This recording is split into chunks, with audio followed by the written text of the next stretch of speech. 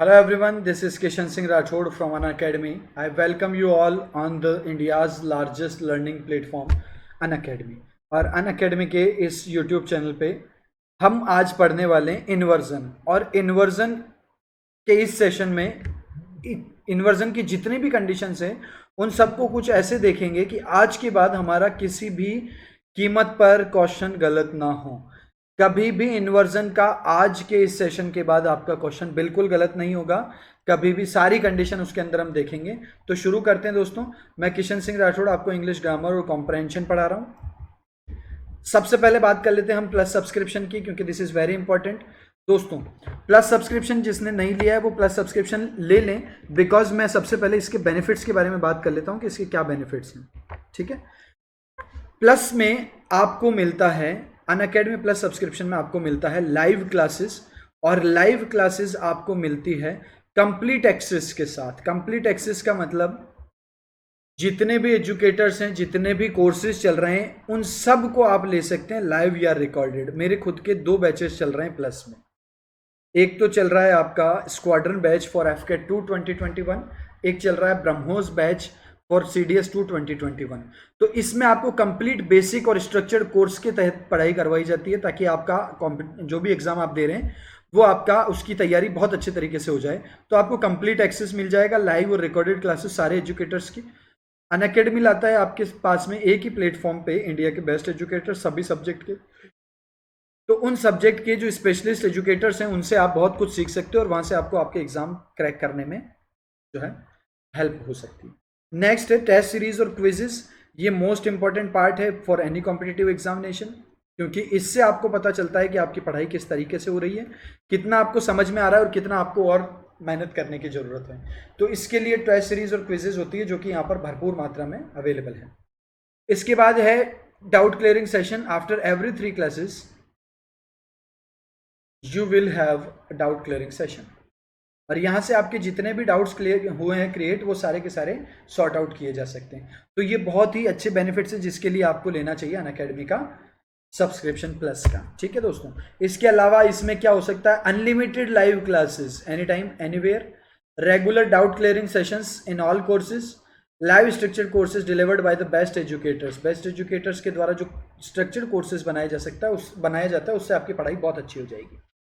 ठीक है, इसके अलावा आप क्विजेस दे सकते हैं, इंटरेक्टिंग एंगेजिंग लाइव क्लासेस है, PDF आप डाउनलोड कर सकते हैं, टेस्ट सीरीज, प्रॉपर गाइडेंस, ये सारे बेनिफिट्स हैं जिसकी वजह से आपको ये सब्सक्रिप्शन लेना चाहिए। ठीक है, अब कैसे लें इसको, इसके बारे में बात कर लेते हैं। सबसे पहले अनअकैडमी लर्निंग ऐप इंस्टॉल करना है अपने मोबाइल में गूगल प्ले स्टोर पर जाकर, और इसको आज ही इंस्टॉल कर लो। स्पेशल और प्लस दोनों क्लासेस के लिए, यह आपके कॉम्पिटिटिव एग्जामिनेशन के लिए बहुत हेल्पफुल है। ठीक है, सेकेंड स्टेप में आपको लॉगिन करने के बाद में गोल सेलेक्ट करना है। मैं पढ़ा रहा हूँ CDS एफकेट CAPF। गोल सेलेक्ट करने के बाद में आपको सर्च करना है किशन सिंह राठौड़ नाम से। किशन सिंह राठौड़ नाम से आप सर्च करेंगे तो मेरी प्रोफाइल ओपन हो जाएगी, और उस प्रोफाइल को आप कर लेंगे फॉलो। फॉलो करने के बाद मेरी प्रोफाइल में जितनी भी स्पेशल क्लासेस हैं, मेरी कम से कम 60-70 स्पेशल क्लासेस हैं। और फ्रेंड्स, स्पेशल क्लासेस आपकी एब्सोल्युटली फ्री होती है। ये प्रैक्टिस क्लासेस हैं, ये बिल्कुल फ्री हैं। इन क्लासेस को आप ले सकते हैं, और इन क्लासेस के लिए आपसे जब रेफरल कोड पूछा जाएगा तो आप कोड लिख सकते हैं RATHORE10। इससे आप मेरी क्लासेस आराम से ले सकते हैं। ठीक बात है। उसके बाद अगर प्लस सब्सक्रिप्शन लेना है तो हमारे पास में ये 3 ऑप्शन है, 6 मंथ्स, 12 मंथ्स और 24 मंथ्स। इनकी फीस रेस्पेक्टिवली यहाँ पर दे रखी है। उसके बाद आप इस कोड को अप्लाई करें RATHORE10, इससे आपको मिल जाएगा 10% डिस्काउंट। ठीक है दोस्तों, किसी भी प्लस सब्सक्रिप्शन के लिए आपको ये कोड चलेगा RATHORE10, चाहे आप SSC UPSC किसी भी कैटेगरी में लें, आपको ये कोड से 10% डिस्काउंट मिल जाएगा। नेक्स्ट, आप हमारे YouTube channel let's crack defence exams को फॉलो कर लें, सब्सक्राइब कर लें, और बेल आइकन का बटन जरूर प्रेस कर दें ताकि आपको ऐसी वीडियोस रेगुलर ऐसे सेशंस आपको मिल सकें। ठीक है दोस्तों, आज का सेशन हम स्टार्ट करते हैं। और जो आज का सेशन है वो है इन्वर्जन विद एडवर्ब्स। दोस्तों, इन्वर्जन विद एडवर्ब्स का मतलब क्या है?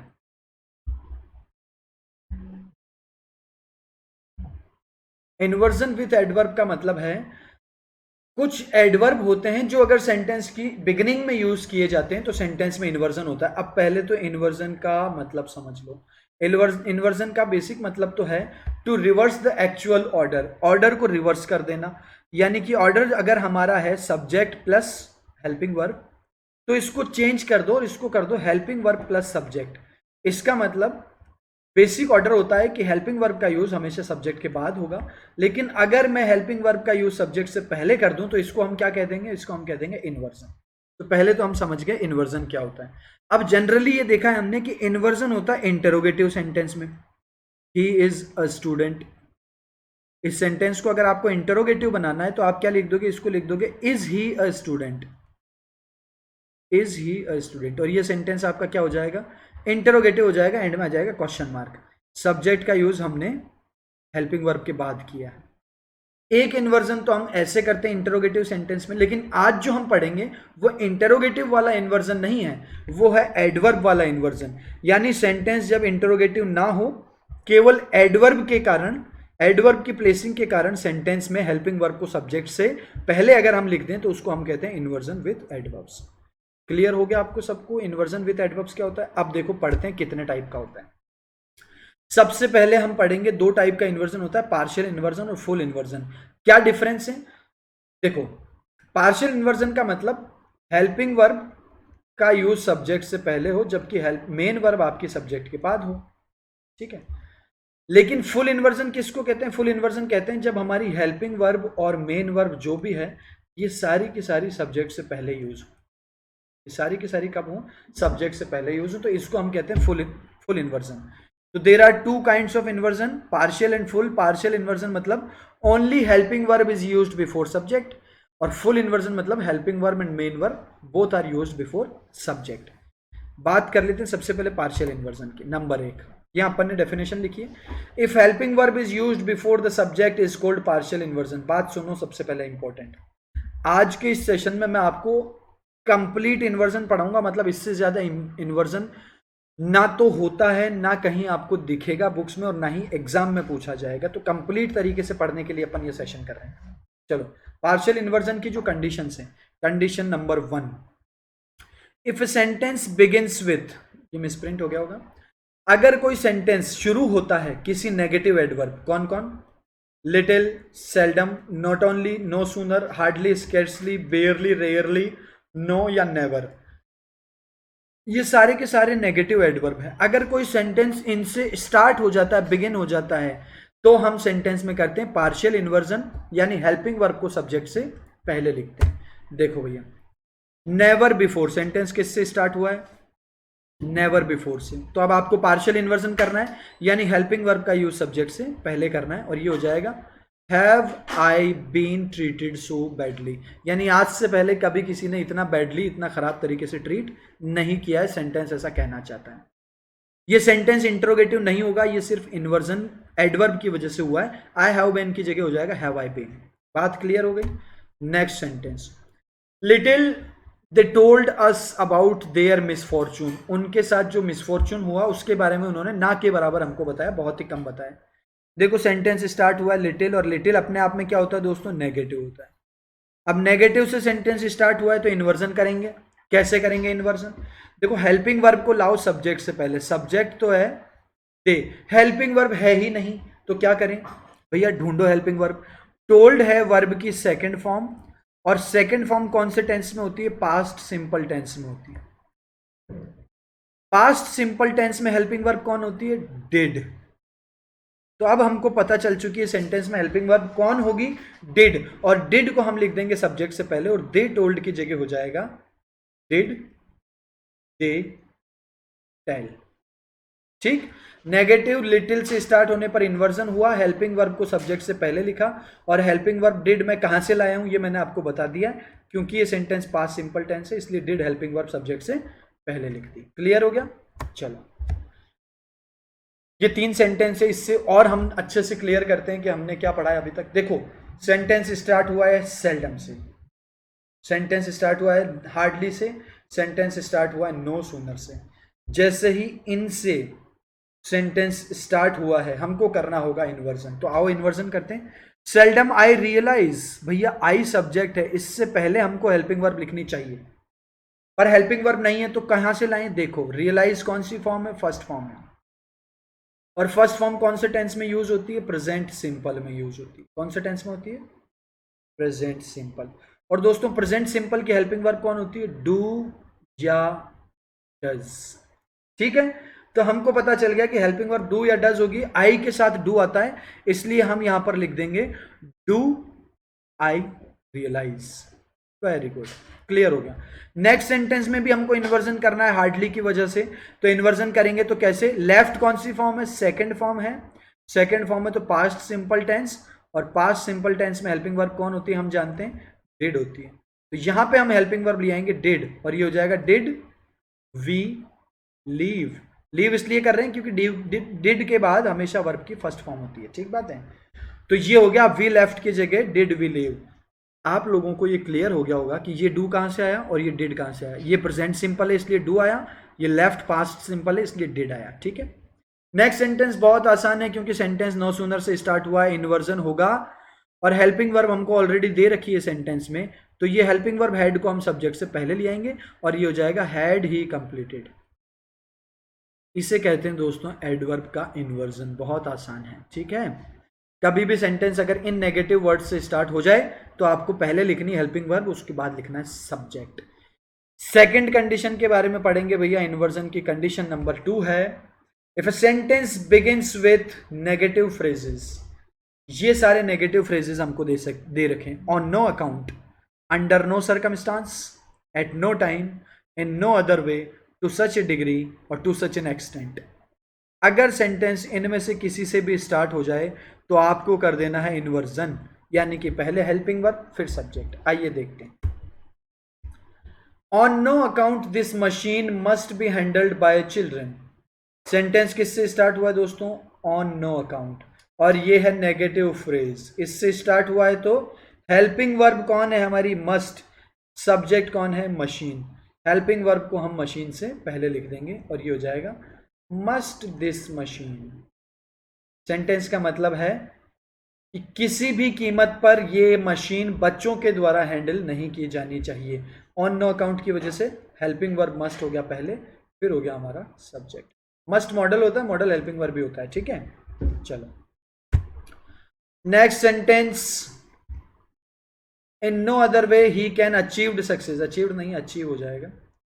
ठीक है, सेंटेंस स्टार्ट हुआ इन नो अदर वे से, तो हमको करना होगा इन्वर्जन, और इन्वर्जन करना है तो हम हेल्पिंग वर्ब को सब्जेक्ट से पहले लिख देंगे और ये हो जाएगा कैन ही अचीव सक्सेस। ठीक है, चलो same goes with this, to such a degree. Inversion होगा, रेज्ड है वर्ब की सेकंड फॉर्म, तो हम निकाल के लाएंगे डिड, और यहां इन्वर्जन हो जाएगा डिड ही रियलाइज। तो ये दो कंडीशन हमको हो गई क्लियर। नेक्स्ट कंडीशन के बारे में पढ़ते हैं, वेरी इंपॉर्टेंट और थोड़ी सी ट्रिकी भी है। क्यों है? क्योंकि पढ़ो, अगर कोई sentence, if sentence begins with, कोई सेंटेंस शुरू हो जाए ओनली प्लस एडवर्बियल एक्सप्रेशन या सो प्लस एडवर्बियल एक्सप्रेशन। अब ये क्या है इसको समझो। देखो दोनों सेंटेंस में डिफरेंस करके देखो। Only I can do this, अब ये सेंटेंस किससे स्टार्ट हुआ है? ओनली से, लेकिन ओनली के जस्ट बाद क्या लिखा है? आई, और आई क्या होता है दोस्तों? प्रोनाउन होता है। तो ये सेंटेंस स्टार्ट हुआ है ओनली से, लेकिन इस ओनली के जस्ट बाद में है प्रोनाउन। लेकिन नेक्स्ट सेंटेंस में क्या हुआ है? Only then. सेंटेंस किससे स्टार्ट हुआ? ओनली, और ओनली के जस्ट बाद लिखा है देन, और देन होता है एडवर्ब। अब हम कैसे पहचाने कि ये एडवर्ब है? भैया टाइम, प्लेस या मैनर को बताने वाली कोई भी चीज एक एडवर्ब होती है। ठीक है, टाइम क्या क्या हो सकता है? यस्टरडे, टुमारो, देन, नाउ, है ना, ये सारे के सारे, लेटली, ऑफ लेट, ये सारे के सारे जो है हमारे। या हम कहें कि व्हेन, वेयर या वाई का आंसर जो भी दे, या हाउ का आंसर जो भी देगा वो एक एडवर्ब होगा। ठीक है, व्हेन, वेयर और हाउ के आंसर। तो यहां हमने देखा देन एक एडवर्ब होता है, तो दोनों में डिफरेंस क्या है? यहां ओनली से स्टार्ट तो हुआ है लेकिन ओनली के जस्ट बाद एडवर्ब नहीं है, जबकि यहां ओनली के जस्ट बाद एडवर्ब है। तो समझना इस सेंटेंस में इन्वर्जन नहीं होगा, ये सही है। इस सेंटेंस में हमको इन्वर्जन करना होगा और रियलाइज्ड को लिखना होगा डिड आई रियलाइज। बात क्लियर हो गई होगी आपको यहां से बिल्कुल, ठीक है। तो only I can do this ये सही है, यहां इन्वर्जन नहीं होगा, यहां पे इन्वर्जन इसलिए हुआ क्योंकि सेंटेंस ओनली से तो स्टार्ट हुआ है और इसके बाद एडवर्ब भी लिखा हुआ है। चलो next, so sweetly she sang that everyone was mesmerised. So से स्टार्ट हुआ सेंटेंस और जस्ट बाद में लिखा है sweetly which is an adverb, L Y लिखा है, एडजेक्टिव में एलवाई जुड़ा है, एडवर्ब बन जाएगा, ठीक है। तो सो स्वीटली से अगर सेंटेंस स्टार्ट हुआ है तो इन्वर्जन करेंगे, सैंग है वर्ब की सेकंड फॉर्म, तो इन्वर्जन करके इसको लिख देंगे did she Singh. Very easy, सारी चीजें नोट करते जाना भैया, सारी चीजें समझ में आ जाएगी आपको, और कंडीशंस पूरी हम देख लेंगे। सैंग वर्ब की सेकंड फॉर्म में हम बात कर लिए, सेकंड फॉर्म मतलब पास्ट सिंपल, और पास्ट सिंपल मतलब हेल्पिंग वर्ब कौन हो जाएगा आपका, डिड हो जाएगा, शाबाश। Next, only by working hard I could succeed. देखो सेंटेंस किससे शुरू हुआ है, ओनली, और ओनली के बाद क्या लिखा, बाय वर्किंग हार्ड, यानी ये सक्सेस प्राप्त करने का तरीका, यानी कि मैनर की बात कर रहा है, और मैनर की बात कर रहा है तो ये क्या हो जाएगा, एडवर्ब हो जाएगा, ठीक है। Only by working hard, only के जस्ट बाद एडवर्बियल एक्सप्रेशन है तो इन्वर्जन होगा और ये आई कुड की जगह हो जाएगा could I succeed. Very good. चलो भैया नेक्स्ट क्वेश्चन, अगर मैंने लिखा होता ना यहाँ पे ओनली राहुल कैन गो, केवल राहुल जा सकता है, या राहुल मे गो, तो अभी हम इन्वर्जन नहीं कर सकते यहां पर क्योंकि ओनली से शुरू तो हो गया, लेकिन बाद में लिखा है एक नाउन, तो इसको छोड़ दो, यहां इन्वर्जन नहीं करना है, ऐसे में इन्वर्जन करना है, ठीक है। Condition number 4 and very important one, आपने कंडीशनल क्लॉज पढ़े होंगे, कई टाइप के कंडीशनल क्लॉज होते हैं, बेसिकली 4 कंडीशनल होते हैं, 0 1 2 3, और 4 कंडीशनल ये हो गए, और एक मिक्स कंडीशनल भी होता है, टोटल 5 होते हैं, ठीक है।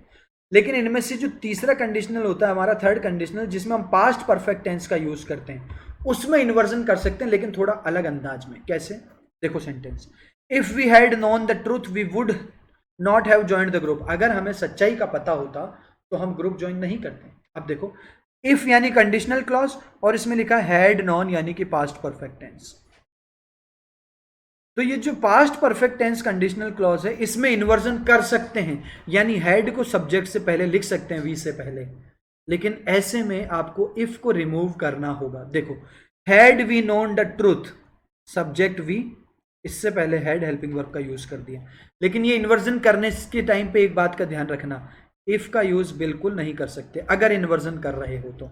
एग्जाम में आए हुए प्रश्न है, इसमें क्या एरर है जल्दी फाइंड आउट करेंगे। If had you worked hard you would have passed, अगर तुम कठिन परिश्रम करते तो तुम पास हो जाते। दोस्तों, हैड प्लस वर्ब की थर्ड फॉर्म यानी पास्ट परफेक्ट टेंस का कंडीशनल क्लॉज, आपने कर दिया यहां इन्वर्जन, सब्जेक्ट से पहले लिख दिया हैड, लेकिन इन्वर्जन करते टाइम इफ लिखा हुआ इसको हटाओ, नहीं तो ये सेंटेंस गलत हो जाएगा। अगर इफ लिखा है तो सीधा सीधा लिखो if you had worked hard, अगर हैड यू वर्कड हार्ड लिखा है तो इफ को हटाओ। क्लियर है? Next, imaginary sentence.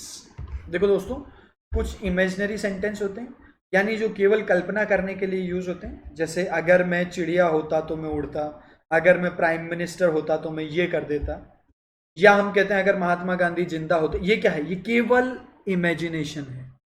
ऐसे सेंटेंस में दो बातों का ध्यान रखना, एक तो हेल्पिंग वर्ब हमेशा वर होगी, चाहे आपका सब्जेक्ट आई हो, चाहे वी हो, चाहे ही हो, चाहे दे हो, यानी कि चाहे सिंगुलर हो चाहे प्लूरल हो, हेल्पिंग वर्ब हमेशा प्लूरल वर्ब का यूज किया जाएगा इमेजिनरी सेंटेंस में।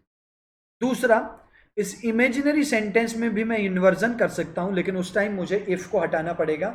पहले जैसा किया सेम टू सेम, जैसे if I were a bird, इसको मैं लिख सकता हूं वर आई अ बर्ड, लेकिन याद रखें इस टाइम मुझे इफ को हटाना होगा। ठीक है, इस क्वेश्चन में एरर फाइंड आउट करनी है। If were Mahatma Gandhi alive he would not be happy with the situation.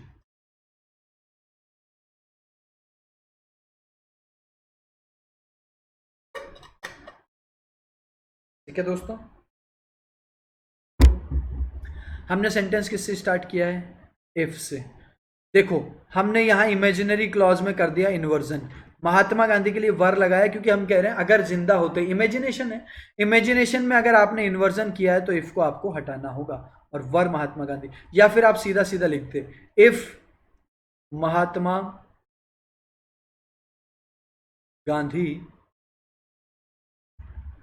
Were alive, या तो ऐसे सीधा लिखो, अगर आपको वर को पहले लिख के इन्वर्जन करना है तो इफ को हटा दो। क्लियर है यहां तक सारी बातें? एक एक कॉन्सेप्ट के तहत हम पढ़ रहे हैं और सारों के एग्जाम्पल ले रहे हैं, ये सारे कॉन्सेप्ट लिख लेना, कभी एग्जाम में क्वेश्चन इसके बाहर नहीं आएगा। नेक्स्ट एक बहुत ही अलग टाइप का इन्वर्जन है जो कि होता है नीदर नॉर सो और एज के साथ। वेरी इंपॉर्टेंट, देखो हमने एक सेंटेंस लिखा है, I have always worked here with devotion, मैंने हमेशा ही यहां पर पूरे समर्पण यानी डिवोशन के साथ काम किया है, और बाकी सभी ने भी क्या किया है, डिवोशन के साथ काम किया। ऐसे में हमने सो के बाद में इन्वर्जन करना होता है अगर हम सेम पहले वाला मतलब देना चाहते हैं तो। और इन्वर्जन करेंगे तो देखो क्या हुआ, I have always worked with devotion here, मैंने हमेशा समर्पण के साथ काम किया, और बाकी सभी ने भी, तो यहां इन्वर्जन करेंगे और इस सब्जेक्ट से पहले लिख देंगे हेल्पिंग वर्ब, और हेल्पिंग वर्ब हो जाएगी हैज। अब हैज कहां से हुई, टेंस सेम होना चाहिए, यहां प्रेजेंट परफेक्ट है तो यहां भी प्रेजेंट परफेक्ट की हेल्पिंग वर्ब हैज का यूज करेंगे, एवरीवन सिंगुलर होता है। ठीक है, चलो नेक्स्ट सेंटेंस। अब देखो सेंटेंस क्या कह रहा है, all the members of his family are addicted to drinking, उसकी फैमिली के जितने भी मेंबर्स हैं सभी के सभी क्या हैं, एडिक्टेड हैं, ड्रिंकिंग के आदी हैं। ठीक है, और जॉन भी, क्या मतलब दे रहा है यहां सेंटेंस कि जॉन भी एडिक्टेड है। ऐसा कहने के लिए आपको सो के साथ इन्वर्जन करना पड़ेगा और लिखना पड़ेगा so is John, John subject, इसके पहले हेल्पिंग वर्ब आ गई इज। ठीक है, चलो हाँ, ये भी सेंटेंस आप देख सकते हैं, नेगेटिव सेंटेंस में नीदर का यूज होता है। तो यहां आप देख लो, I have never been to London, मैं कभी लंदन नहीं गया, और मेरा भाई भी, मेरा भाई भी क्या, मेरा भाई भी लंदन नहीं गया, तो यहां नीदर के बाद इन्वर्जन हो जाएगा और हैज को हमको ब्रदर से पहले लिखना होगा, नीदर हैज माई ब्रदर।